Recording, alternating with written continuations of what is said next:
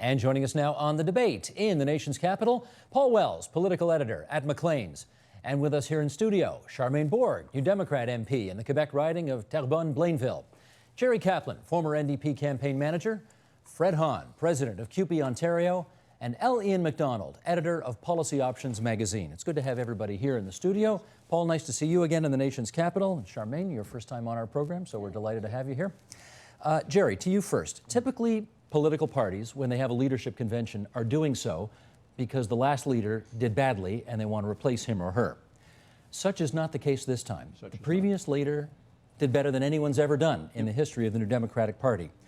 So that changes the dynamic a little bit, I would presume. How well has the NDP responded to that changing dynamic? I don't know, I suppose you could argue we won't know until the end of the next 2 days, but in unprecedented territory, I think they haven't done badly. There were all kinds of issues to solve. One was solved by Jack by appointing Madame Turmel as his replacement, right? So that took a big load off people on the one hand, but put an enormous burden on this woman who had never been an MP before and who had some English language problems and who had never faced it.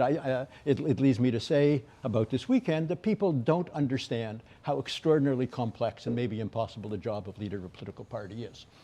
So she had to find out quickly. Did she do all right? Everybody agrees that for a while she had trouble finding her feet. Who would not? The media gave Charmaine the toughest time possible. They treated her as if she was some kind of child. I wrote in one of my comments that I would trade the 4 kids from McGill for the entire Tory cabinet and feel that we would win. And I have no doubt that was true. And then the question about the leader, about what you do about the replacement, right? And there's not much choice. You have to have a big convention. You have to give time. The question was, should it be short or long? I actually argued for it to be longer. And in the end, that proved hateful to everybody involved because it went on and on and on. On the other hand, it gave the candidates and the party a chance to pick up some momentum and to sign up 44,000 new members. They couldn't have done that if it was 2 or 3 months. And now, look, here's how it's gone. According to the papers today, according to the poll today in the Globe, the NDP is tied with the Conservatives for 30% of the vote. The Conservative vote has collapsed from 40 to 30. The Liberals are stuck at 20, and we're at 30. It's exactly where we were, but since every pundit worth their salt, and most of them are not, they just make up things, they don't know what they're talking about, has said the party has just been disappeared. Well, could I hear from one of the pundits who always makes it up and doesn't know what he's talking about? Paul Wells. Wells, this is an intro to you. I always agree with Paul Wells. Okay, Paul. Again, extraordinary circumstances here. How well's the party done in sort of rolling with the punches, as it were?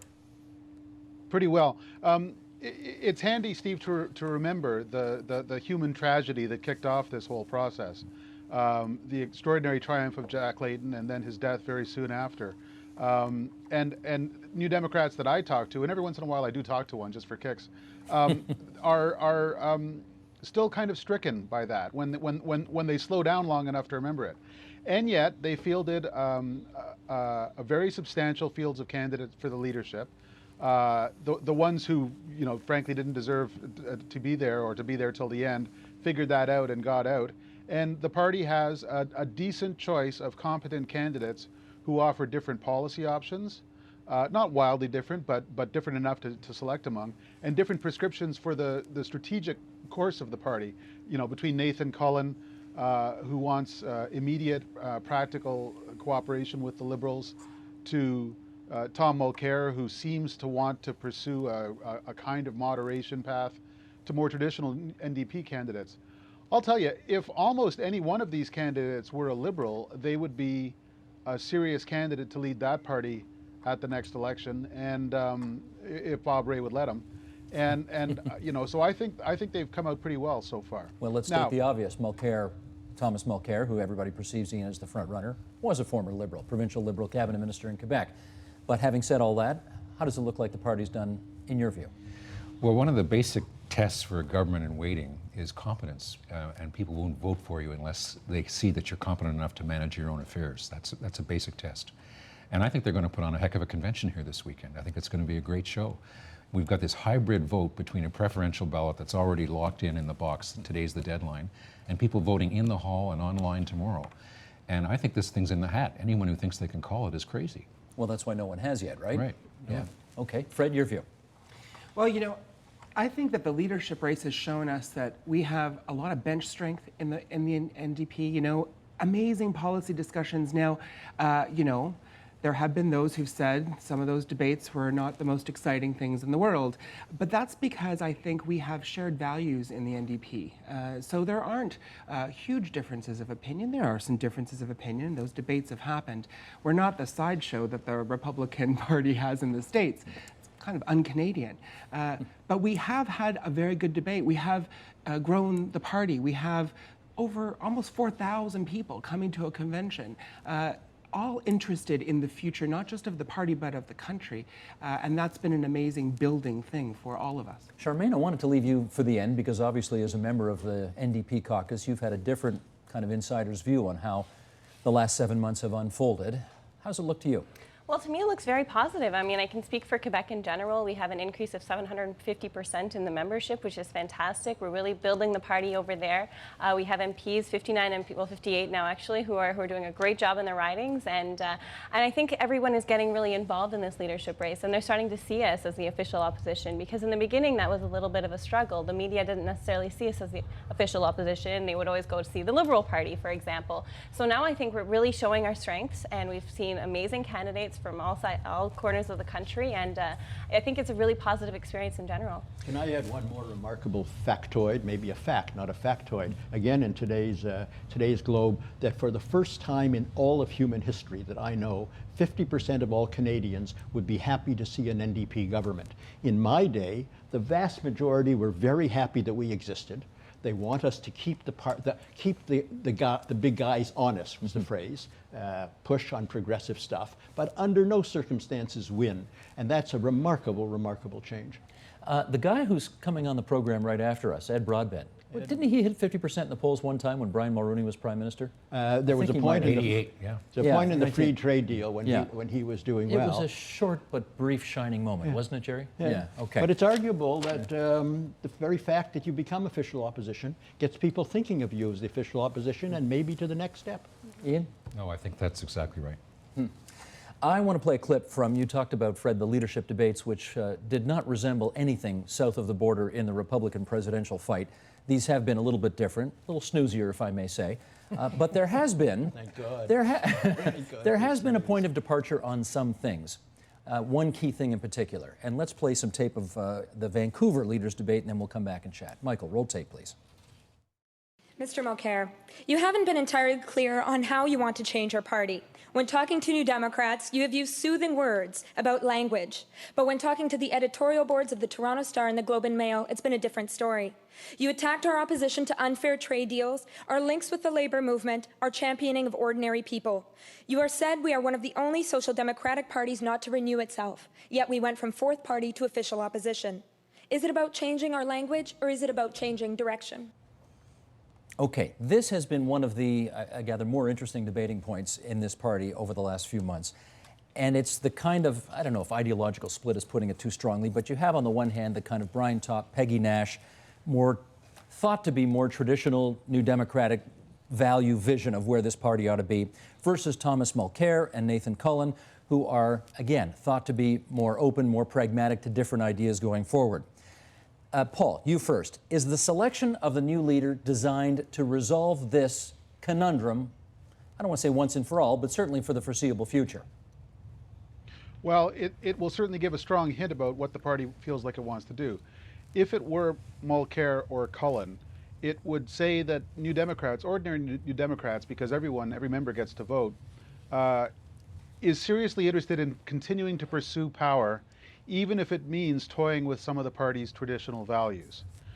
If it were one of the other candidates, it would suggest that New Democrats still want to feel like New Democrats in this strange new territory that they're in. Now, that doesn't mean that Mulcair is any kind of closet non-New Democrat. It just means that there's no toolkit, there's no owner's manual for a party that has tripled its seat count, then lost its leader, and no one knows what to do next to hang on to the seats they've got, if they can even be hung on to, let alone to grow. But one of the exciting things, and I have persistently kind of refused to call this a boring race. It's boring if we decide it's boring. It's interesting if we cover it. And one of the interesting things about it is there are very different prescriptions for the strategic course of the party going forward. Ian, how do you see that course? It's interesting, Steve. There's some attitudinal polling data that I've got from North Star Research, who are polling, John Lassinger, who's polling for the top camp. Listen to these questions. The NDP can win government without becoming Liberals by running as responsible, principled New Democrats. That polls at plus 67. This is among party members. Plus 67 meaning? Right. Meaning that it's a popular question. Okay. The next leader of the NDP needs to address inequality as a top priority, plus 81. On the other end of the scale, the NDP needs to move closer to the political center in order to be elected to government, minus 8. And the NDP needs to move away from trade unions to win government, minus 29. So the New Democrats are not buying that notion. So that could tell you about where the room is for growth after the first ballot tomorrow. You know, if these attitudinals can frame the choice, then you may have a bit of a struggle for the soul of the party. Where do you come down, Charmaine, on that issue of the soul of the party and what direction it's got to take now? Well, we're a party that's built on fundamental core issues like social democracy. We're working towards building a better environment. We've built healthcare in this country. And I think that those are things that we're always going to keep fighting for no matter what. And I do think it's important that as a party that we don't adopt Stephen Harper's style of politics, where it's just shut everyone out and make all the decisions. It is important that we consult Canadians and show that we're in touch with Canadians. But judging on the results of the last election, personally, I feel that we're there. We understand Canadians, what their issues are, and I think that is important. Do you feel this need to sort of stay true to the social democratic roots that got you where you are today, or are you more interested in kind of flirting with a more pragmatic approach, perhaps a more centrist approach? Well, I think that we're built on these core fundamental values for social democracy, and I don't think that's ever something that's going to disappear from our party. Fred? Well, look, we should think about how the party grew in the first place. Under Jack's leadership, we had our core principles were front and center, talking about inequality, talking about the environment, talking about social justice, strong social programs, in a way that was pragmatic. It's not like these things are separated from each other. You know, I think the NDP is a party not so much of political calculation, but of political conviction. And there are ways in which, and I think this debate and these numbers that we just heard demonstrate that there are these core principles. The foundation of the party came from progressives and folks in the labor movement coming together to understand that a political voice at all levels of government was important for all Canadians, working Canadians in unions, and all Canadians, those not in unions. It's why we continue to play such an active role in the party, why we understand that it's important. So we got here by respecting our values and by connecting with Canadians, because those values are Canadian values. Okay, but Jerry, then the question becomes, can you take the next step? It's one thing to go from fourth to third to second. Can you take the next step, continuing to be what you were, or do you have to change? We don't know. And it's an honest answer, actually. And it's a tough decision, and the party's going to make it. I like the language that Fred was using. I like the language of values and principles. And I decided to support Mulcair, even though I'm not on his team and I'm not here to represent him at all, because I believe he shares those values and principles. The specific policies that we advocate in order to reach those can be flexible, can be pragmatic. And my recommendation to him publicly was, because there's all this anxiety about him and all these rumors that he's moving center without, I must say, a single piece of evidence on any policy issue and any value that he is moving anywhere other than to your social democratic position, is that he make it clear today in his presentation exactly where he stands, and I hope he takes my advice. Most people never do. But I think the NDP has to say to itself this: for its entire existence until May the 2nd of last year, it never got above 20% in the polls. The best it had ever done was when Ed Broadbent ran in '88, and he got exactly 20%. When I ran his campaign in '84, we only got 19%. Before that, we got less than that. In Jack's first 3 campaigns, he never got 20% of the vote.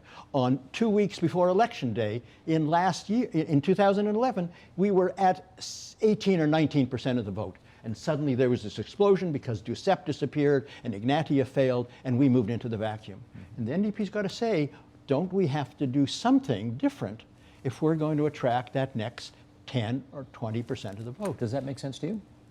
Well, I think last May's result was a perfect storm for the NDP. in Quebec, where Charmaine was running, at the outset of the campaign, Jack was at 12% and finished at 43%. He went on Tout le monde en parle and went up 4 points in one night. Gilles Duceppe made his famous crazy speech about another referendum on April 17th, and Jack had another 4-point bump. And then Duceppe campaigned with Jacques Parizeau, of all people, and Jack had another 4-point bump. And people were voting for the man with the cane, the gallant campaigner, and they were tired of the bloc. He became the guy who blocked the bloc. And there was a key event on Easter weekend where Jack campaigned in Duceppe's riding, drew 2,000 people. It was the dominant media frame of Easter weekend. People talked about it around the family table on Easter. And it was a unique occurrence in my experience, except for Mr. Mulrooney in 1984. But for me, the significance is the dates that Ian is giving us. April 17th, Easter. This is on the verge of the election day. And until then, we weren't going up, and we were at 12%, you know? Let me read what Jeffrey Simpson wrote in the Globe and Mail just a few days ago. It's called The Road to Jerusalem. All political parties are coalitions, he writes, including the New Democratic Party, so it's hardly surprising that divisions have emerged in the NDP's coalition as its leadership campaign reaches a climax. These latent divisions, that's L-A-T-E-N-T, not latent divisions, are made more acute by the NDP's unexpected proximity to office.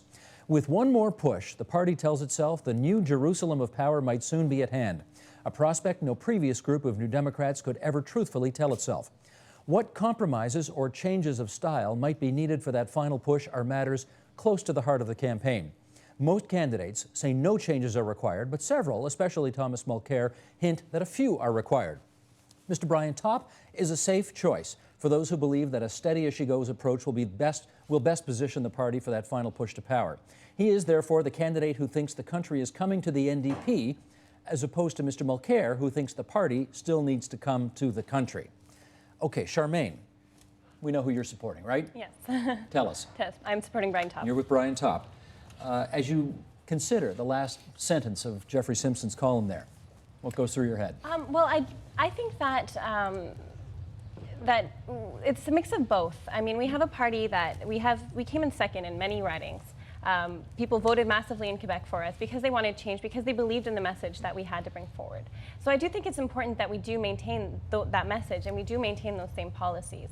However, we do need to be in consultation with Canadians at all times. We need to be in consultation with our membership, and we're a party who's very close to our membership, and we need to respect it. It's a democratic party.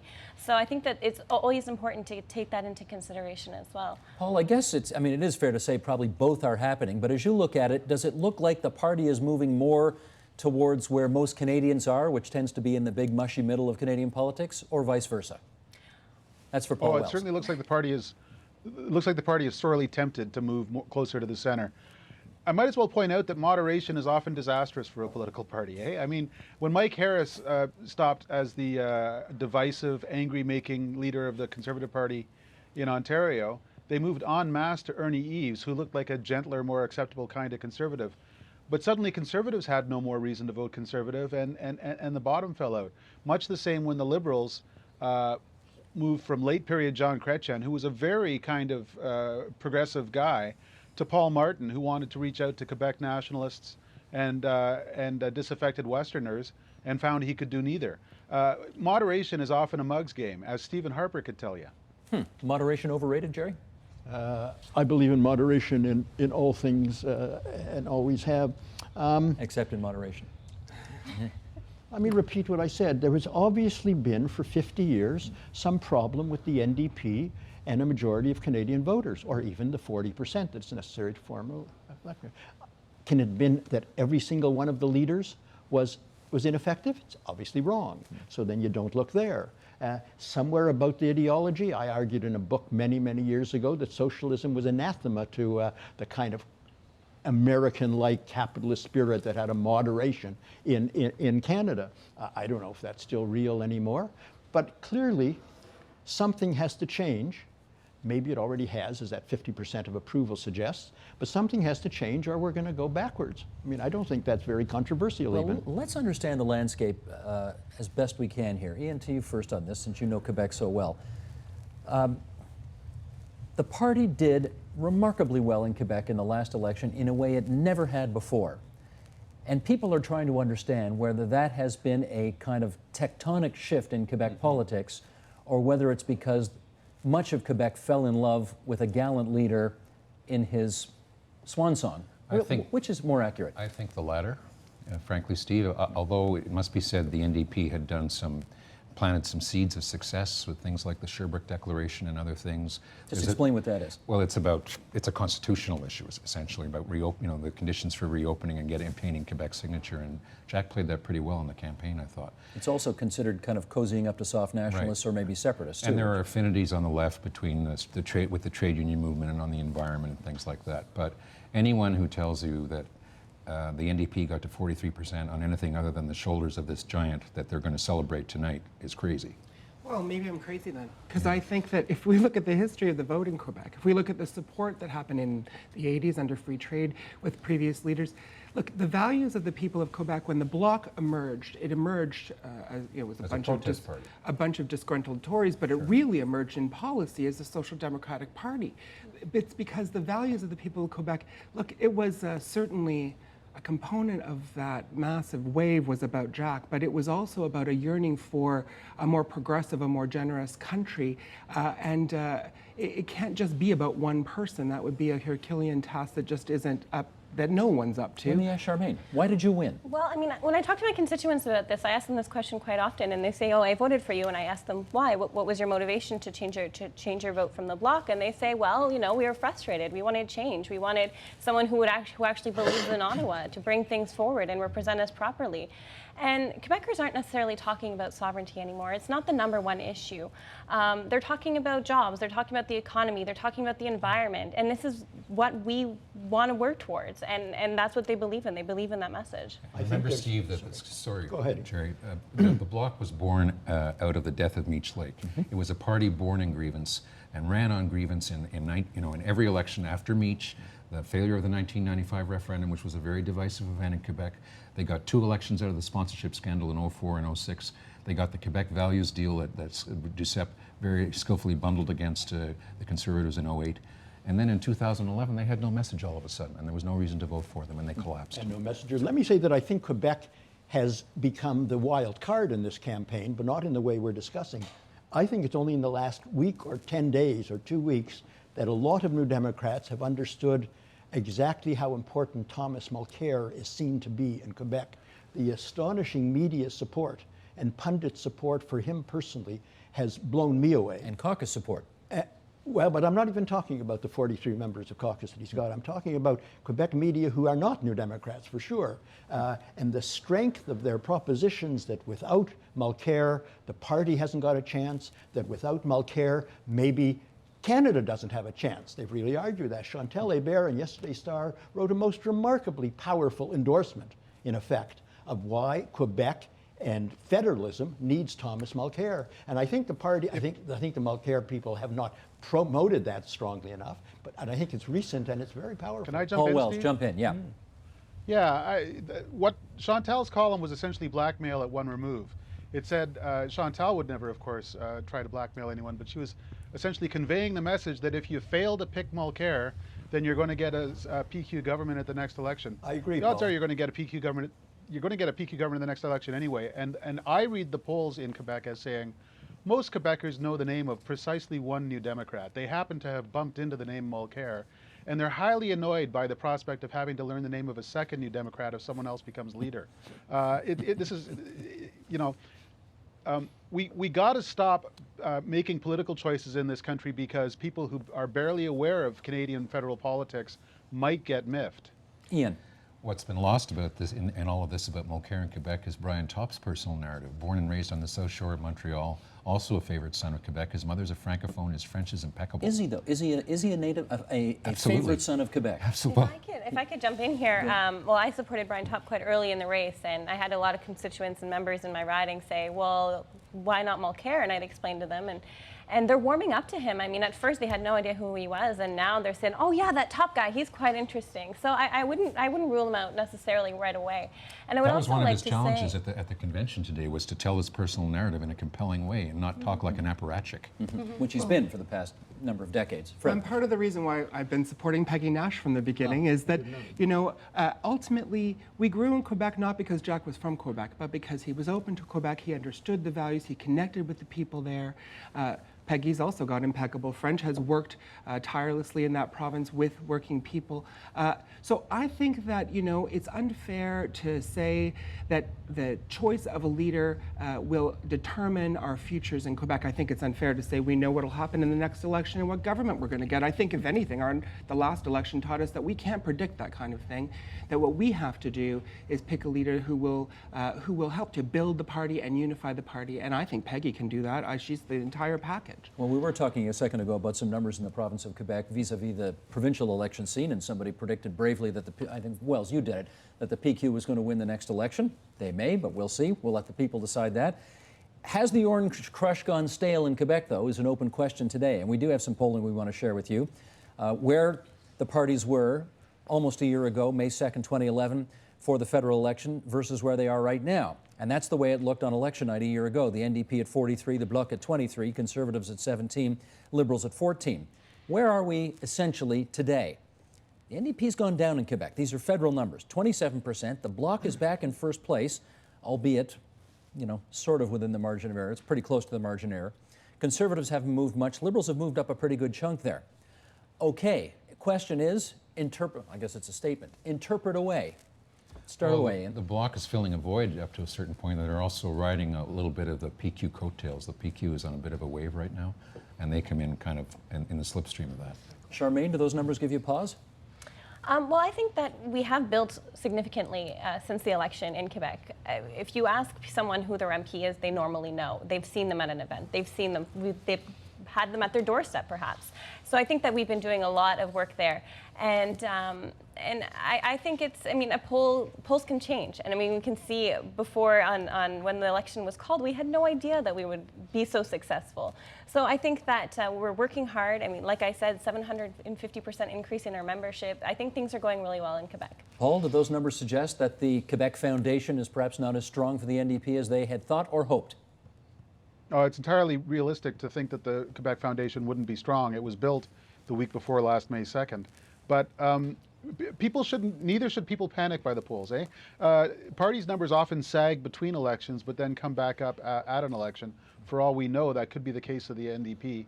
The Bloc has always been the party you vote for if you're not interested in the other parties. And so it makes sense that they would kind of bubble up during a period of drift and uncertainty for the NDP and the Liberals. Yeah.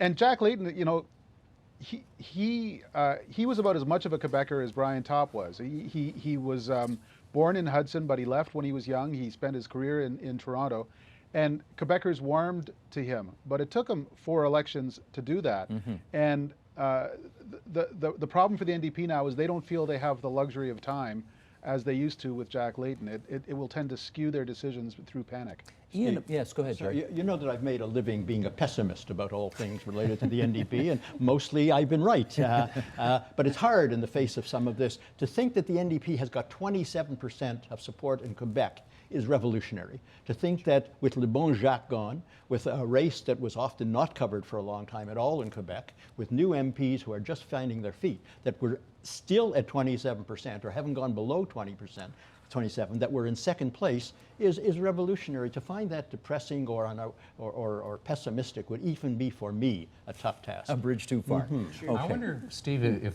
in this party as in others there risks being a bit of a backlash about it always being about Quebec. It can be a little bit annoying. We're going to actually, you know what, I'm glad you brought that up because we're going to get to that. You also talked about the Sherbrooke Declaration a while ago and whether or not the Quebec NDP or the NDP part that focuses on Quebec is a little too focused on Quebec. And to that end, I want to read something that Stéphane Dion had in the National Post a couple of weeks ago. He wrote, "This is a hard truth, but it must be said.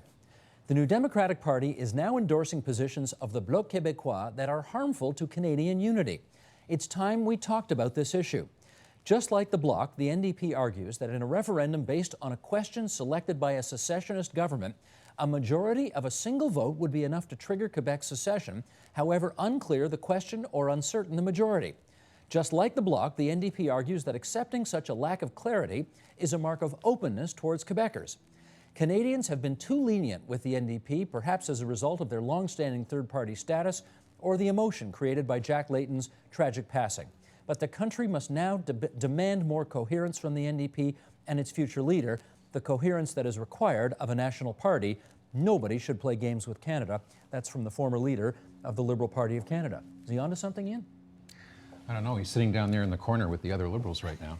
But I guess the gist is the NDP's This policy is towards the Quebec. father of the Clarity Act talking. You have to Right. take it with a certain grain of salt. But I'd be interested in what our colleagues have to say. Okay. Yeah. Look, I think that's trying to reopen an old wound that that the Liberals actually capitalized on politically in Quebec. Look, what the Sherbrooke Declaration is really about is about respecting fundamentally the asymmetrical federalism that many of us have endorsed and embraced, and other political parties have as well. Other organizations, our union endorses it as well. We understand that this is the way in which we're going to be successful together. And so it is not divisive in any way, although there are those who would want to try and make it so. Well, let me ask Paul. You know, one person's asymmetrical federalism is another person's dangerously sucking up to nationalists and sovereigntists in Quebec. Which do you think's more accurate? Well, I would tend a little bit towards the latter. The bad news about the Sherbrooke Declaration is that it takes an irresponsibly cavalier attitude towards the responsibilities that any Canadian government would have towards all Canadians, including those outside Quebec, in any unity crisis. The good news is, if we ever got into a unity crisis and the NDP had more than 3 or 4 members outside Quebec, those members' own electors would give them a hiding if they continued to uphold the absurd Sherbrooke Declaration. So the Sherbrooke Declaration is a luxury the NDP can afford because we're in relatively calm constitutional waters.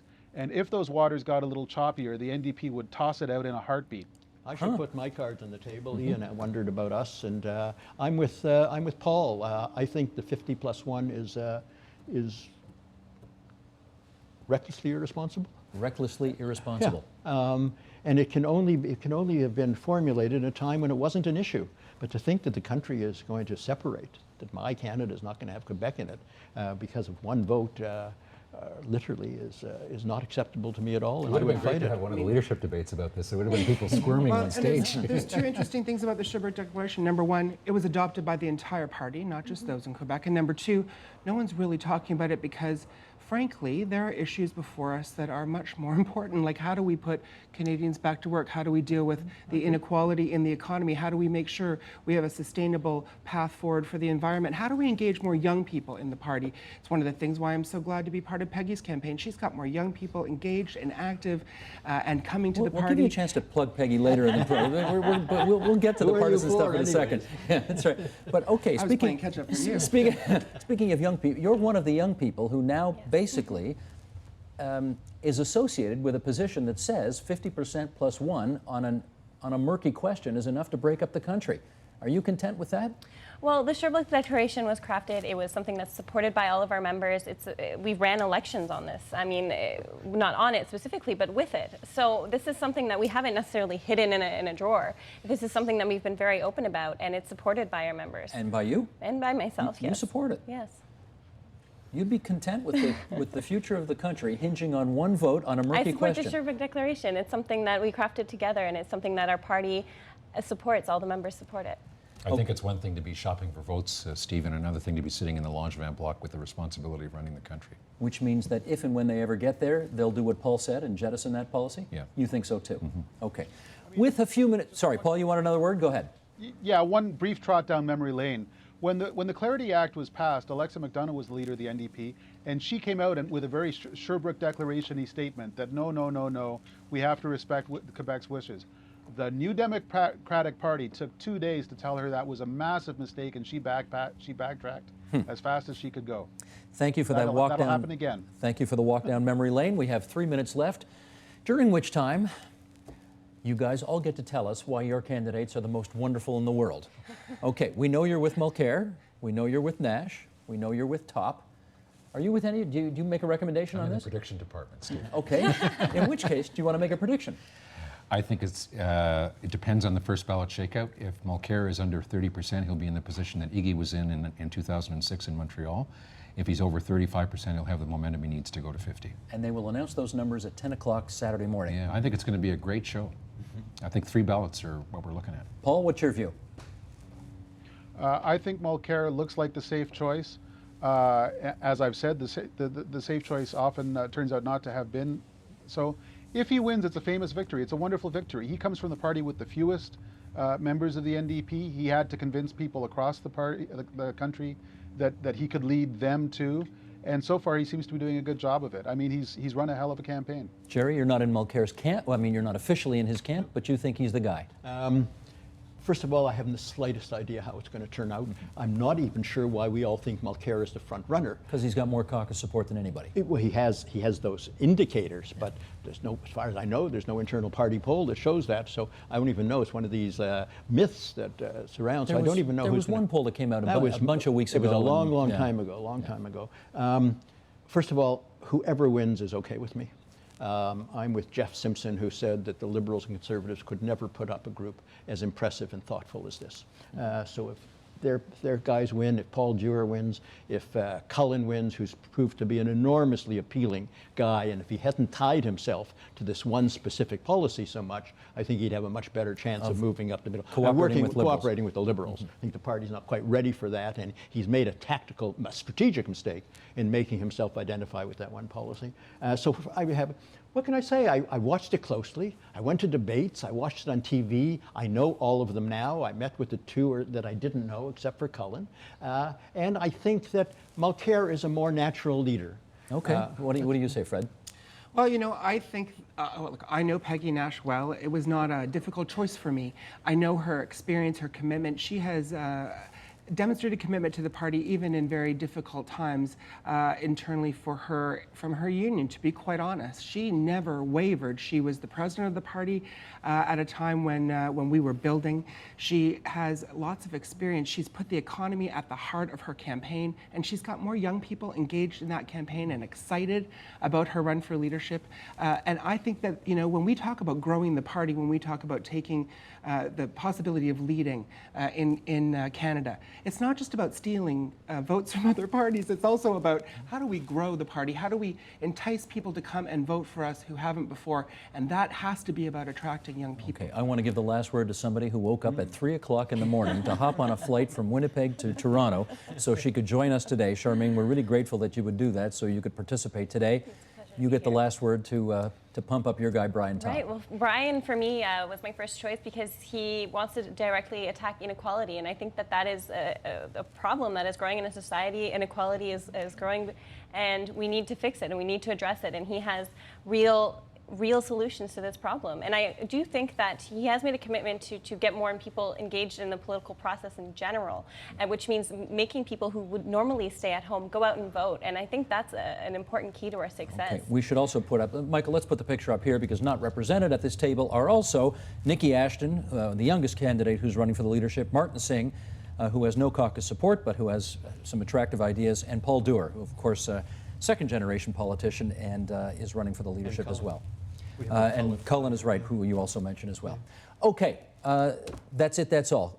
Can I thank Paul Wells for being there in the nation's capital for us. Paul, good to have you on the program again. Jerry Kaplan on the right-hand side of the table with Fred Hahn from NDP Campaign Managing Days and the CUPE Ontario. And on the left-hand side of the table, Eliane McDonald from Policy Options Magazine and Charmaine Bourg, NDP member from Terrebonne, Blainville. Thanks so much, everybody. Thank you. Support Ontario's public television. Donate at tvo.org.